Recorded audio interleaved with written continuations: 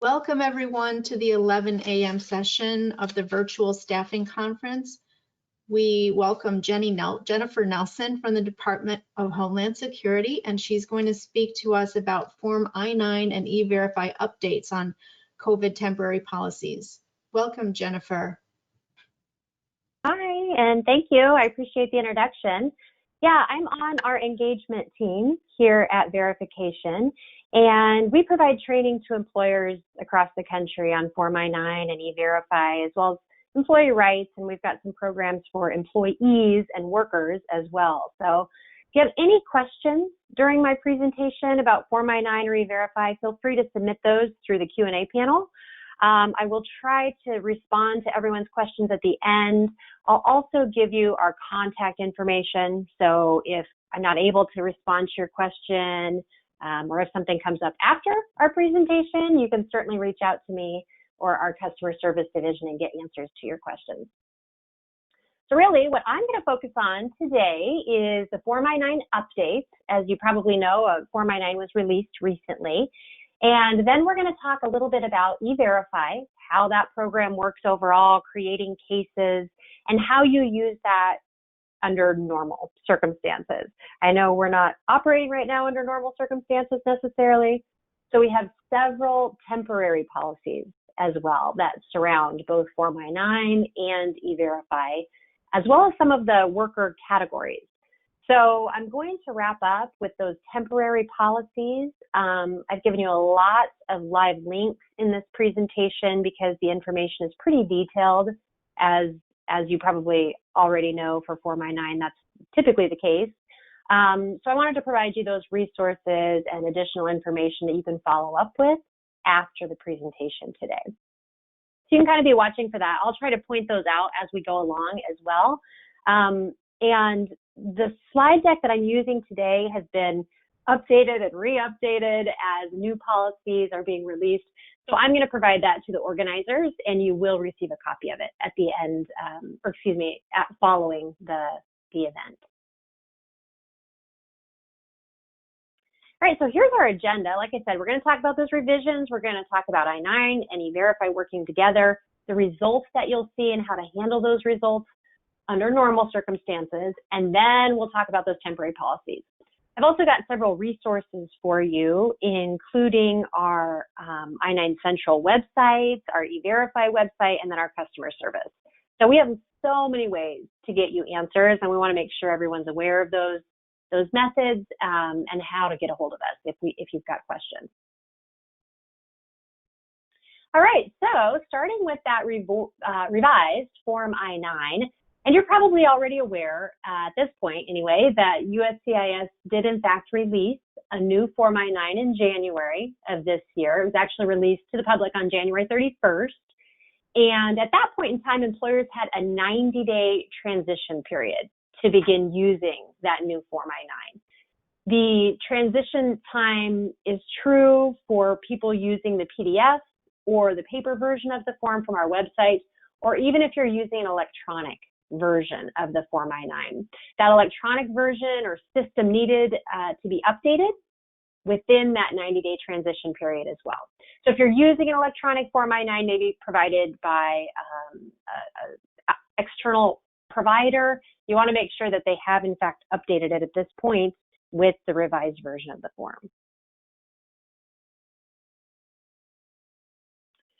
So all employers as of May 1st then needed to ensure that they're using the most current version of the form. And that new version date or the revision date is October 21st of 2019. You can find that revision date in the lower left-hand corner of each page of the form.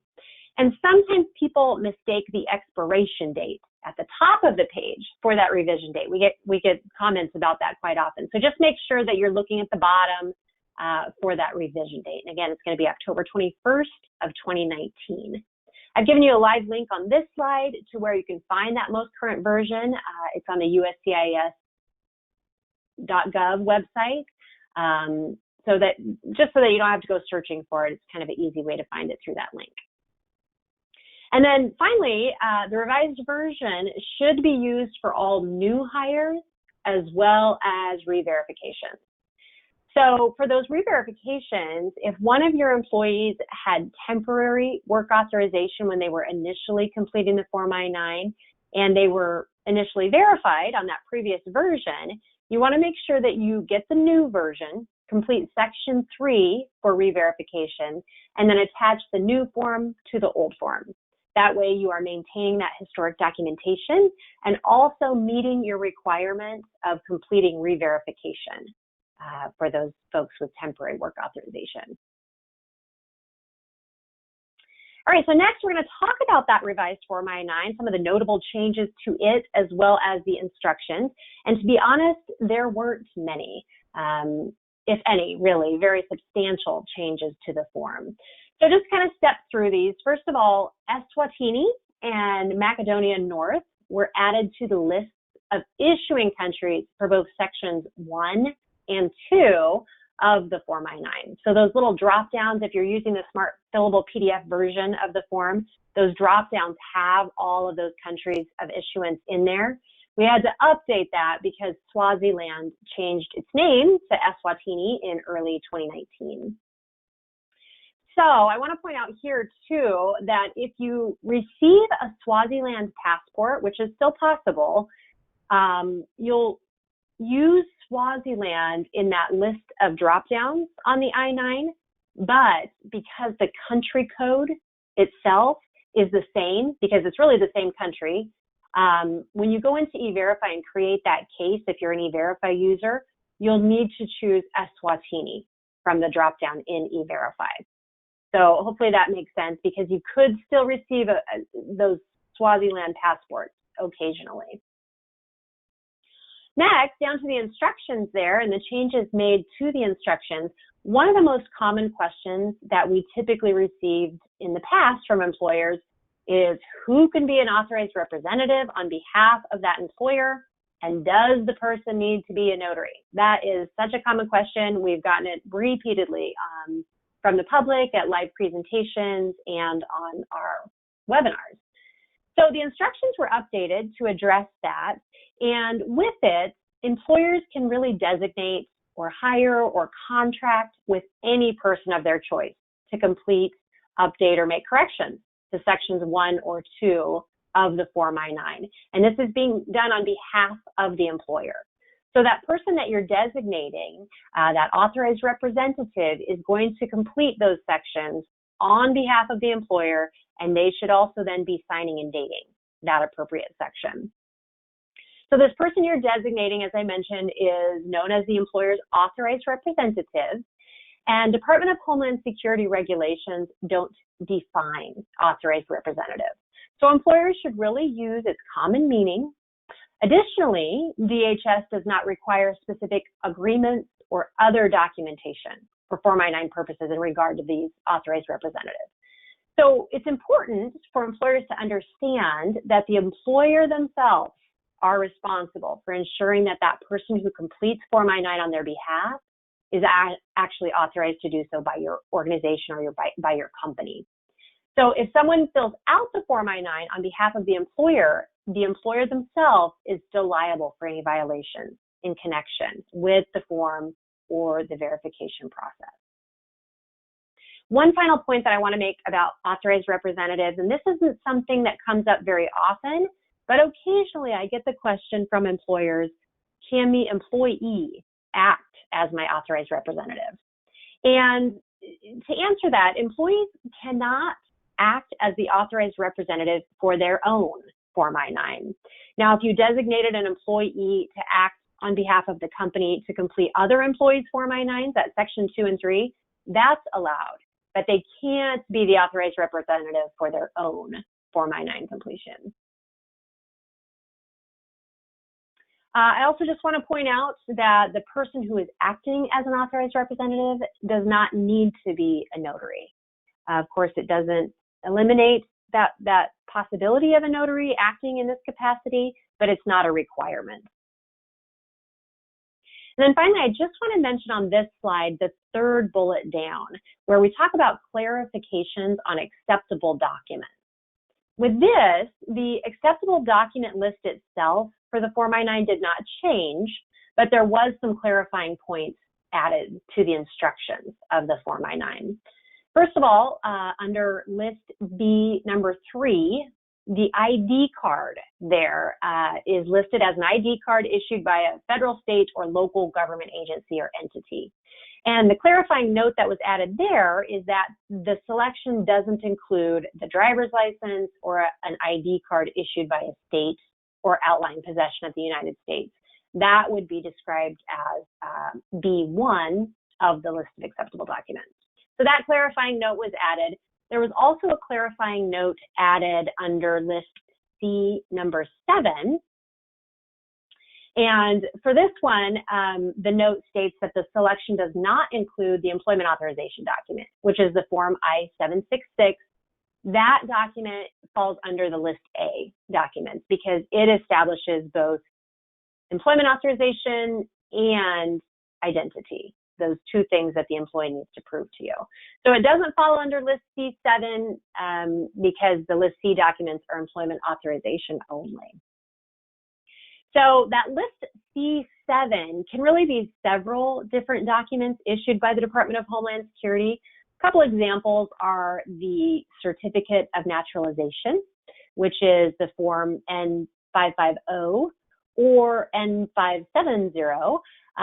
These are both older documents. They're the Certificate of Naturalization that were previously issued by the Immigration and Naturalization Service. So those fall under that List C7 category, as does another example, which would be the Form I-571, which is a refugee travel document. This qualifies as a work authorization document, and it does require re-verification. So just to kind of give you some examples of those, and those were the changes made to that list of acceptable documents. If you're interested in looking at the full summary of changes for the Form I-9, I've given you a link to that at the bottom of the slide. But like I said, there really weren't many changes made to the form. Right, next is the M274 Handbook for Employers. This is a handbook that goes right along with that Form I-9. It's got a lot of great information in it regarding Form I-9 completion. And this was also updated and released to the public with some additional information, clarifications in it, expanded information in that M274 handbook. So just to kind of go through these kind of quickly, because I know, again, there weren't a lot of changes made to this, but under clarifications, we did clarify, again, who can serve as that authorized representative, just so that it's corresponding with the revisions to the Form I-9 instructions.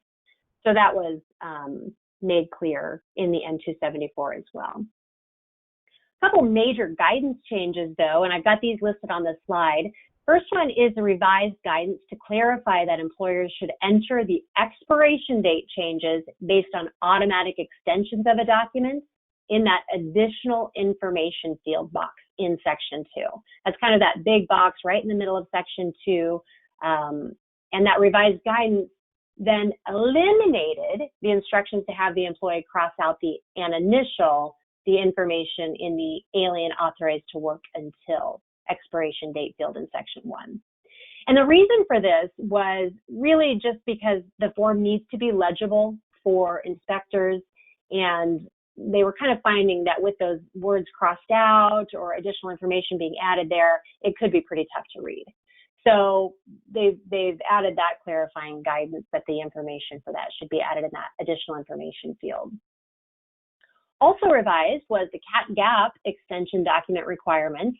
And with the new guidance, employers will enter the receipt number from the Form I-797C, which is the Notice of Action, as the employee's document number in Section 2. That Form I-20, Certificate of Eligibility for Non-Immigrant Student Status, is no longer required for this. So that was added or changed in the guidance in that M274. Some new content that was added to the M274 was how to complete the Form I-9 with an employment authorization document that is automatically extended by the Federal Register notice. So there are a couple different times when this would happen. The first one is with a Federal Register notice that is extending EADs for temporary protected status. So TPS beneficiaries whose EADs are being automatically extended. So that's one scenario. Another is for foreign nationals in certain employment eligibility categories who file the Form I-765, which is the application for employment authorization to renew their EADs. Some of these folks may receive automatic extensions of their expiring EAD for up to 180 days. So with those, the extension begins on the date that the EAD expires and continues for up to 180 days, unless, of course, U.S. Citizenship and Immigration Services denies the renewal application. So that content was added to the M274 so that employers know how to complete the Form I-9 with those automatic renewals. Previously, we had a fact sheet for that, and you can still find the fact sheet out there, but we wanted to make sure that was added in the M274 because it's certainly important for employers to know how to complete the I-9 for those as well as update them. A couple other points here are that the guidance on verifying employment authorization for Native American employees born in Canada was added, and guidance for state employment agencies that choose to complete the Form I-9 for individuals they refer and for employers of individuals referred by state employment agencies was also added. And then, like the previous slide, I've also included the link to the full summary of changes in the bottom right-hand corner of this page. So if you'd like to see the full summary of changes for the M274, you can always follow that link right down here, and that'll take you to the full summary of changes, including the ones that I've got on the slide.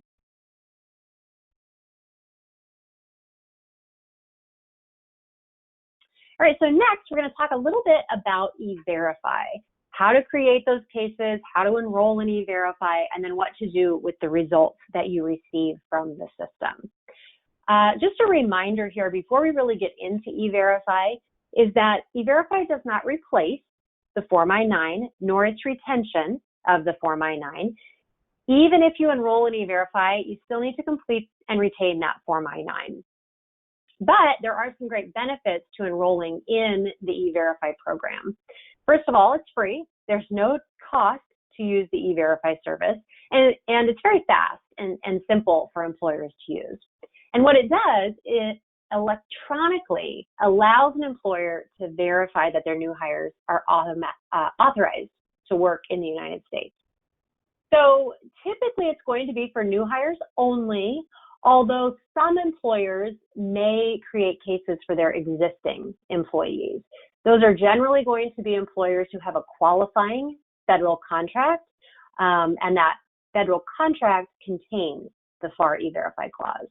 So if you have one of those federal contracts that contains the FAR EVerify clause, you want to ensure that you have changed your profile in your EVerify account to indicate that you are now a federal contractor with a qualifying federal contract before you create any cases for existing employees. So again, kind of a unique category of employers are the only ones that can create cases for existing employees. All other employers will use EVerify for their new hires only. And we consider a new hire to be someone whose hire date follows the date that the employer signed up to begin using EVerify. So let's say, for instance, you hired someone on Monday, they started working for you on Monday, but you didn't sign up for EVerify until Wednesday. Of course, in your mind and probably in your company, that person that was hired on Monday is still considered, you're thinking of that person as a new hire. But for EVerify standards, that is an existing employee because they were hired before you signed up to begin using EVerify. So just to kind of clear that up, it's typically going to be used for your new hires only. And EVerify itself is operated by the Department of Homeland Security and done so in partnership with the Social Security Administration. And EVerify federally overall is not mandated. However, there are certain states that require the use of EVerify. I've got those shown on our map here, kind of showing the landscape of EVerify legislation across the country. Those states in blue have some form of mandatory EVerify use requirements. It could be for all employers or most employers in that state. It could be for state entities or public contractors. The takeaway here is that it is varied across the country. So it's a very good idea to check with any states where you have hiring sites to ensure that you are following the requirements that that state has set forth. You can check on that state legislation with your state legislative office, your state chamber of commerce, or check with your state attorney general's office. Any of those should be able to tell you more about your state legislation locally. And then also I want to draw your attention to that asterisk I have at the bottom of the slide. This is a very new implementation of a final rule, and it's not going to affect a lot of employers nationwide. However, this interim final rule does implement the Northern Mariana Islands U.S. Workforce Act of 2018, which is going to require CW1 employers to enroll and use EVerify. So that's going to be true within the CNMI and also anywhere else in the United States where the employer is hiring those CW1 employees.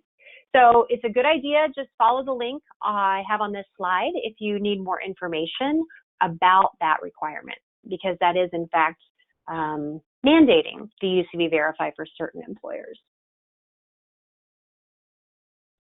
All right, so just to talk here a little bit about some of the things that you need to know about Form I-9 once you begin to use EVerify. First of all, I just want to point out that not much changes. The two really do work hand in hand with a couple exceptions, minor exceptions. First of all, in Section 1 of your Form I-9, once you've enrolled to begin using EVerify, that Social Security number block does become a mandatory field for the employee. If you were using Form I-9 only, the employee didn't have to provide this information. It was their choice. But once their employer has enrolled to begin use EVerify, that Social Security number field is mandatory. The reason for that is that you need the Social Security number in order to create a case in EVerify. Also, you'll notice that in Section 1, there is a email address box. And that box is optional, always, even once you've enrolled into EVerify, but it's beneficial for the employee if they do, in fact, provide their email address. And the reason for that is that with EVerify, when you enter their email address into the system, they can get kind of complimentary notifications about their EVerify case. There's secondary notifications to that conversation that their employer should be having with them, but it is kind of a nice way for them to find out status updates about their EVerify case. And then down to Section 2. So that first bullet is List B documents. As you know, all employees must be provided that list of acceptable documents when they're completing the Form I-9. And it's always their choice of which document or document combination they would like to present to you. Once you've enrolled into EVerify, it's still their choice, but if they choose to give you a List B document, it must be one that contains a photograph on it. So that's a slight variation from the normal Form I-9 rules. Additionally, the hire date that you enter into EVerify is going to be that employee's first day of work for pay or the date that they are entered into the assignment pool for staffing agencies. And then the EVerify case is created right from that Form I-9 information that you're already collecting. So it's pretty simple, it's streamlined, and it really does work together. So if you haven't yet enrolled in EVerify, you can go to our enrollment web page where I've given you a link here. You answer some questions about how your company is going to be using the EVerify program, enter your hiring site information, and then each account is required to have at least one program administrator. So you would be registering that program administrator during your enrollment. And then finally, you'll sign and print the Memorandum of Understanding.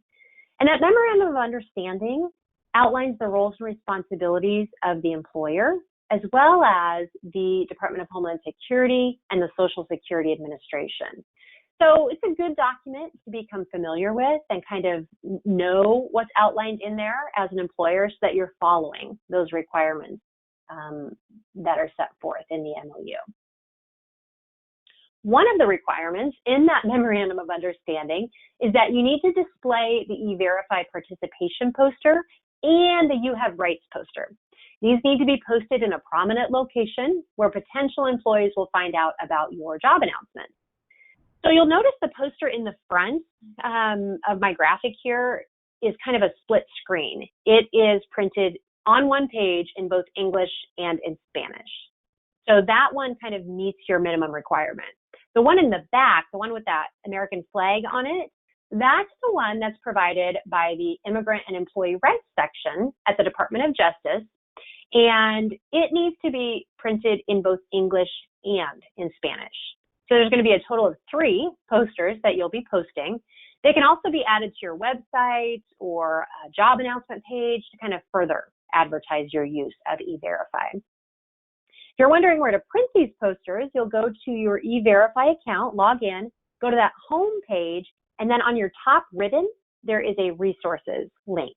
You click that resources link, there's a drop down, and that's where you can get the posters. When you go into the essential resources where the posters are found, you'll notice that these are available in a multitude of different languages. So of course, you are more than welcome to print and post any of those multi-language resources, but at a minimum, you need to post at least the English and Spanish versions. I also just want to point out that the Immigrant and Employee Rights section at the Department of Justice also has a hotline for employers.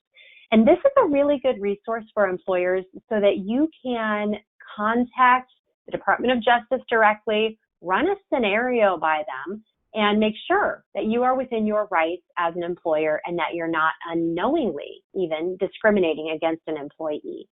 So it's a good resource. You can remain anonymous, speak directly with a representative who can kind of guide you in ensuring that you're within your rights as an employer.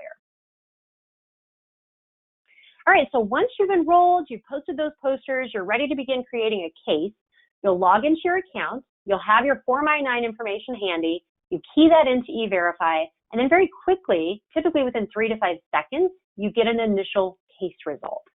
That case result could be employment authorized, meaning the person's good to go, everything checks out, or you could get a case in continuance or a tentative non-confirmation. We're going to talk about that tentative non-confirmation in a couple more slides here and what to do with those results. Just want to remind everyone that when you receive a final result in EVerify, you do need to close that EVerify case. We've recently updated the EVerify system to automatically close employment authorized results. So it's kind of taken that one step out for you. But anything that has a pending case status, those will still require manual case closure. Let's just kind of step through this, look at some screenshots of where you'll go to create that case and what to do with the results that you receive. All right, so first of all, when you're ready to initiate an EVerify case, you'll go to your login page. Here we've got that home screen, and you need to create these EVerify cases within 3 business days of the employee's first day of work for pay. So you'll need that Form I-9 handy, and if the employee chose to present you one of the documents that's included as a photo match document, you'll want to have that handy as well. And I'm going to talk about photo match here in a couple more slides. When you're ready to create that case, though, you'll log in. You can use the quick links over here on the right-hand side of the screen to click Verify Employee, and that's how you can begin to create your first EVerify case. From there, then you'll use the information on that employee's Form I-9 to enter the fields requested in EVerify. If the person has multiple last names that they have listed on their Form I-9, each of those last names should be entered into EVerify. And you can just use the Enter button to create a space in order to enter each of those last names. Below that, then, is the date of birth and social security number that we talked about. And then finally, we've got that email address. The system is now pretty intuitive and won't let you bypass something erroneously. So if you don't have an email address for your employee, you'll need to click the box to the right before clicking the continue button, or the system's going to give you a little error saying, hey, you need to do one or the other. So it's kind of nice that it's it's kind of letting you know that as you go. One point about that email address is that it really needs to be the employee's email address of choice. So they can choose their personal email address, they can use their work email address if they want, but it needs to be the choice of the employee, and it should be what they entered in section 1 of their Form I-9. You don't want to use your HR specialist address here or your company email address. This really needs to be that employee's email address. And then you'll click continue, and the system's going to ask you which documents the employee provided for section 2 of the Form I-9. Were they List A documents, or was it a combination of B and C documents? From there, then you'll enter those documents, and if you're not sure where to find a document number, we've added a little link towards the bottom of this page where you can click on that, and it brings up helper text showing you various versions of the document and where to find that document number. We all know that there have been many, many different versions of the employment authorization document and the lawful permanent resident card. So it's kind of nice to have that helper text, and you can then click on the version of the document that you've been given and know where to enter, where that document number can be found. You'll enter the expiration date of the document and then click continue. Next is that employee's first day of work for pay. And again, you're going to find this right in section 2 of the employee's Form I-9. In EVerify, you can use the buttons at the top of the screen or manually enter that date if you need to. And then finally, this employee ID field is an optional field. It's not required, but we know that some employers, especially large employers, have an employee ID that they track employees with. And if that's helpful to you, you can also then enter that into your EVerify case so that when you're running reports, you've also got that employee ID. Go ahead and click continue. And before you actually submit the case, EVerify is now going to give you the option to edit any of those case details that you might see maybe were typographically entered incorrectly or something like that. So it gives you one last glance at everything that was entered. If you need to edit, you can use that Edit Case Details button, that blue button at the bottom of the page. Make those corrections before you submit your case. If everything looks good, you'll go ahead and click that Submit Case green button at the bottom of the screen, and that's going to give you your case results. Again, typically within 3 to 5 seconds, so it's very, very quick. And the case result I'm displaying here is an employment authorized result. So obviously this case is good to go. Everything checked out. This employee is authorized to work in the United States. The only thing left to do with this case is to either annotate this case verification number on the employee's Form I-9 or print the case details and attach them to the Form I-9. That memorandum of understanding that we talked about requires that you at least do one or the other. Some employers do both. It's kind of up to you, but at a minimum, you need to do one or the other. And just to give you a little bit more information here about photo match before we get into those tentative non-confirmation results.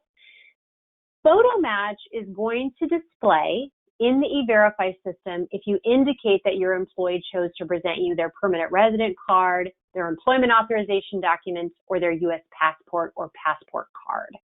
And with photo match, you're going to be matching the photo on that document with the photo that displays in EVerify. These two photos should be identical because they're photos that we have on file at the Department of Homeland Security. If the photos don't match, you'll indicate that in EVerify, and the system should request that you upload a document copy of that document. So when you're making the photocopies of these documents, be sure that you're photocopying the front and the back of the permanent resident card and EAD. And with that U.S. passport, you want to get the passport information page as well as the barcode page, which is at the back of that passport document. That way you'll have all the information you need if you are requested to upload a copy of it. And again, this is a photo-to-photo match, not a photo-to-person match. Obviously, a person's appearance can change very easily with age or weight loss, weight gain, hair color changes. We can change our appearance pretty easily, but the photograph should certainly match. Just one final reminder here is that you cannot require an employee to provide you one of these documents, but if they choose to, that's when you'd make that photocopy of it and retain it with the employee's Form I-9. All right, so next we're going to talk about the tentative non-confirmation and how this works during normal operations. The tentative non-confirmation really just means that something that was entered from the employee's Form I-9 did not initially match government records for this employee. Doesn't mean that the person is not authorized to work. There can be some very simple and correctable reasons that a person receives this tentative non-confirmation. So it's very important to give each employee who receives that tentative non-confirmation the opportunity to correct it and resolve it if they wish to. So here we see some of those common reasons that an SSA or DHS tentative non-confirmation was received. I want to point out that because of the Social Security Administration's public office closings during this global pandemic, the time frame to respond to a tentative non-confirmation of SSA has been extended. And we're going to talk about that during our COVID-19 section, but I've also given you a live link to that on our slide here. Okay, so just to kind of give you the broad overview of how this TNC process works is that you'll notify your employee that they received a tentative non-confirmation, and you do so with a document that's printed right out of EVerify. It's called the Further Action Notice, and this notice gives the employee their options. They can take action or not take action, and the employee needs to indicate that on the Further Action Notice and then sign and date it. For those employees who are going to take action, they're going to contest that discrepancy. They're going to try to fix it. At that point in time, you will click the Refer button in EVerify and then print the referral date confirmation. And that referral date confirmation is important because it gives the employee a quote-unquote deadline by which they must take action. Normally, an employee has 8 federal government workdays from the referral date to either visit the Social Security Administration office or call the Department of Homeland Security, depending on which type of tentative non-confirmation they got. Now, some employees might receive a dual tentative non-confirmation, meaning they received both the SSA and DHS TNC. That's going to be indicated on both of those documents, the Further Action Notice and the referral date confirmation. So you kind of want to make sure you're looking for that and making your employee aware of it. And then finally, that SSA TNC timeframe has been extended, again, due to those office closings. And we'll talk about that in more detail. All right, so that's kind of the TNC process in a nutshell and the timeframes associated with it. The most important takeaway is that you really need to give each employee who receives that TNC the opportunity to take action if they wish to. It's really up to the employee. Now, when you're going into EVerify to look for updates of your cases that were pending, you can always go to these case alerts at the bottom of the screen. And the center one, if you click on that, it's going to be a direct link to any of those cases that now have a new update. So it's a really quick and easy way to find any of those pending cases and their updated status. All right, so just kind of wrap up EVerify before we get into our COVID-19 exceptions and temporary policies. I just want to remind you that those EVerify cases need to be created within 3 days following the employee's first day of work for pay. You cannot use EVerify to pre-screen employment applicants. There must be a job offer made and accepted by the employee before you create a case in EVerify. As we talked about, photo match is a photo-to-photo match, and that's going to be done with the photo that displays in EVerify and comparing it to the photo on the document the employee provided. All tentative non-confirmation recipients need to be given the opportunity and option to take action if they choose to. And a best practice is to have 2 program administrators. We talked about those program administrators during the enrollment process. We really encourage employers to have at least 2. The minimum requirement is to have 1, but 2 is pretty nice because if you have someone leave your company unexpectedly, or maybe they're out for an extended period of time, your backup program administrator would then be available to follow up on any of those pending cases or meet that 3-day case creation timeframe that we talked about. And then, as I mentioned before, all EVerify cases must be closed. That's either done automatically by the system or manually for any of those cases with a pending status. All right, so next, to get into these temporary policies surrounding the Form I-9 and EVerify, before we jump in here, I am going to warn you that these are some very wordy slides. I apologize for that in advance, but there's a lot of detail to these temporary policies, and I certainly didn't want to leave something out. I wanted to make sure you had all of the information you needed. Okay, so the first temporary policy I want to talk about is the allowance that applies to sections 2 and also 3 of the Form I-9.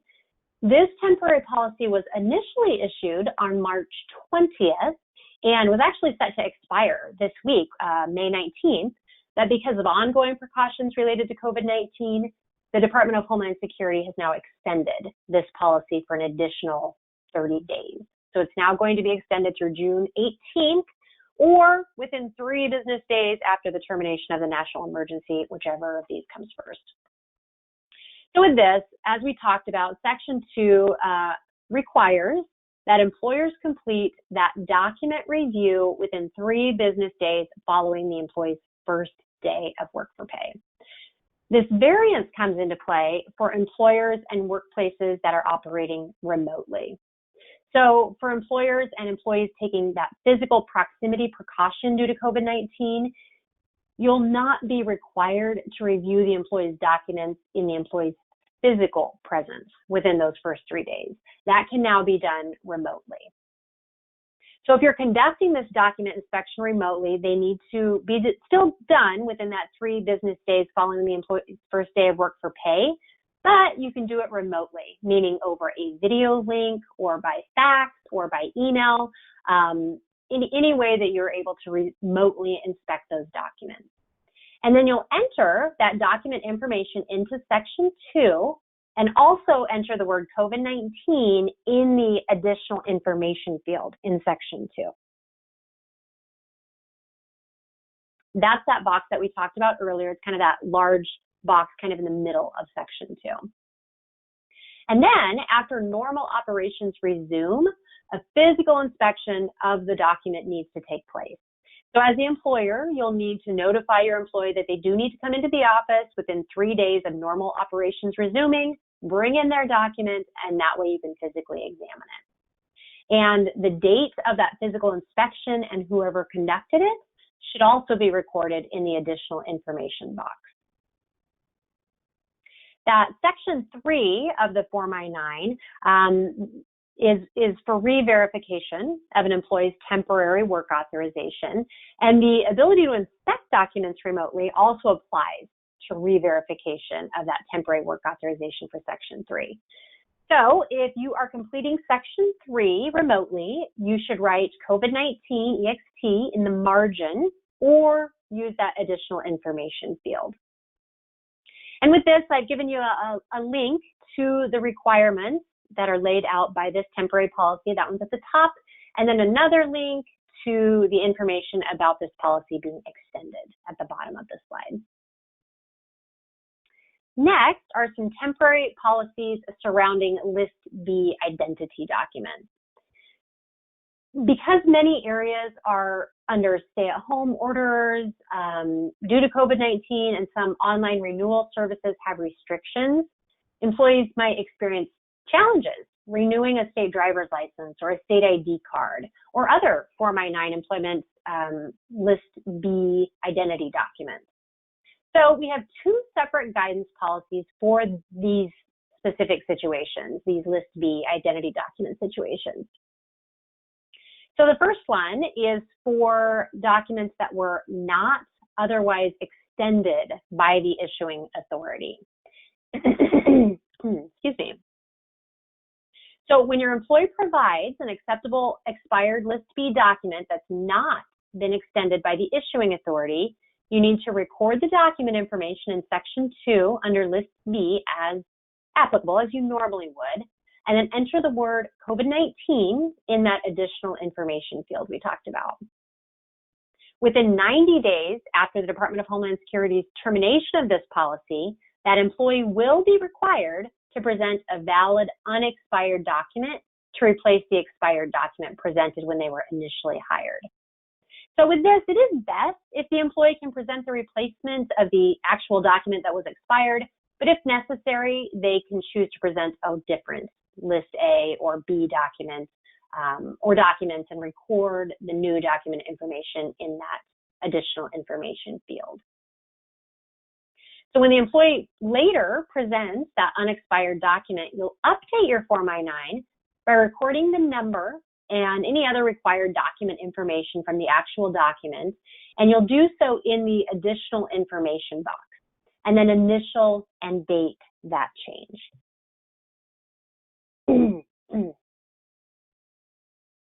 Okay, so the other List B document policy is for those List B documents that were extended by the issuing authority. These are not going to be treated like receipts as that previous slide we looked at, meaning that the employee does not need to bring in a replacement document as they would with a receipt. Okay, so when your employee provides you, one of these List B documents that was extended by the issuing authority, you should enter the document's expiration date in Section 2, enter the word COVID-19 EXT in the additional information field, and that is going to be how you'll document those automatically extended documents. If you wish, you can also attach a copy of the web page or notice indicating that this document was extended. And then finally, if you're an employer participating in EVerify, you should use the employee's List B document number from Section 2 of the Form I-9 to create that EVerify case as you normally would, and do so within 3 days of the date of hire. All right, the last one that I want to talk about in detail here is the tentative non-confirmation document, tentative non-confirmation, and how to handle that for EVerify purposes. All right, so with this, Social Security Administration offices are closed to the public right now, as well as some DMV office closures across the country.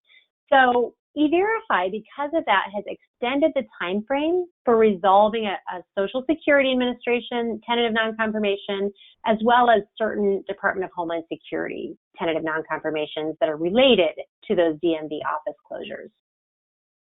Really, this one's going to apply mostly to SSA tentative non-confirmations. And with these, that time frame is extended, and the Department of Homeland Security will issue updated guidance once those offices open back up. So you're going to follow the same tentative non-confirmation process that you follow for any tentative non-confirmation, creating that case, notifying that employee, giving them the option to take action or not, referring the case, and then if it's one of the TNCs that fall into this time frame, it's just going to be extended. That employee is going to have additional time to visit the SSA office if they need to do that. Now, for those dual TNCs that we talked about, the employee should begin resolving it because most DHS tentative non-confirmations will be able to be resolved, either by our internal EVerify staff once it's referred by that employer. So for the most part, this is going to be those SSA TNCs. You can always check back to our everify.gov website for additional guidance about this and updated policy as those offices open back up. You can also check your case status alerts for those pending cases that are being extended. And then finally, I just wanted to give you one slide that has all of the temporary policy resources related to Form I-9 and EVerify. several of these we went through. We did go through the physical document review for Section 2, the List B identity documents, the extension of the timeframes for TNCs. We did not go through some temporary final rules that were issued for H-2A workers, nor the H-2B non-immigrant workers. So I wanted to give you information for those and links to those if those are workers that you are employing. Wanted to make sure that you're aware of them, but just in the interest of time, we're not going to get into those in detail. So this is kind of a repository of all of those temporary policies that we have right now, so you can easily find them because they are a bit scattered on our website. And then finally, our additional resources. We've got great training resources for employers as far as our video page. We've got good information on our websites. You can now follow us on Twitter so that you can get the latest and greatest information and updates about Form I-9 or EVerify. Or if you or your staff need additional training or even have questions following today's webinar, you can always reach out to us at everifyoutreach@uscis.dhs.gov. I work on a team of engagement specialists whose main goal is to train employers and employer associations across the country. So we can provide any additional training that you might need at no cost to you or your organization, and we are more than happy to do that. We want to make sure that you've got the information and resources that you need to follow these processes properly. And then finally, our customer service. Our customer service division is operating during the pandemic. Our offices are open, so please call us if you have questions about the Form I-9 or EVerify. We want to make sure that you have those resources that you need in order to get your questions answered. All right, so with that, I will turn it back over to my host and see if there were any questions that came in. I haven't seen a question. That means you covered everything, Jennifer. Great, thank you. If anything comes up in the future, certainly reach out to us. I apologize because I see them now. So let's see if I can paste them. Okay.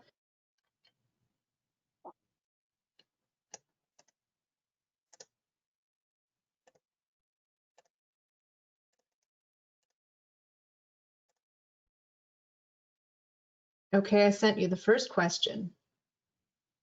Okay, here, let me take a look at this. Okay, so sure. This question is, if the employer refuses to contact or communicate with us after we've reached out to them to let them know that they have the tentative non-confirmation, kind of what do we do? Well, with this, your office or your company can implement a personnel policy indicating that employees have a certain time frame to reach back out to you. And if they don't reach back out to you within that time frame, you can close the case in EVerify, and obviously you can terminate that employee at that time because they're not choosing to contest the tentative non-confirmation. And when you're closing those cases in EVerify, there are several case closure statements that you can select from.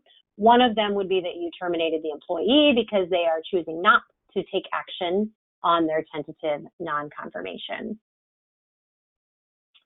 All right, hopefully that answers that. The next question here is remote document inspection only applicable if the physical worksite is completely closed? No, actually that flexibility in that physical document review applies if your office is operating remotely due to the pandemic. So if you're hiring those employees remotely during this situation and this time frame that we're in right now, you can follow that flexibility guidance that we talked about, where you can review those documents remotely. And it's pretty unprecedented that it had been allowed to review the documents over webcam, because under normal circumstances, that is a question that we receive a lot. Employers, have situations where they feel they need to review the documents via webcam, and normally that is not allowed. You need to be physically present with that employee so that you can physically examine their documents. However, if you're operating remotely right now, you can implement that temporary policy that we talked about. Another question here, let me see.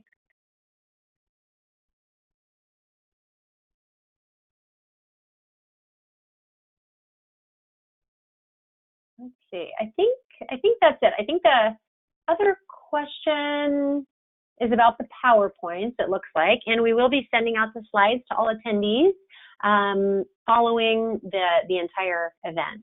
So if you've got any questions, you'll have all those resources we talked about in there, and you can always reach out to our outreach team or our customer service division if you've got future questions. So with that, I think we're a little bit ahead of schedule, but maybe not too much, maybe only 5 minutes. So happy to give you those 5 minutes back before your next session.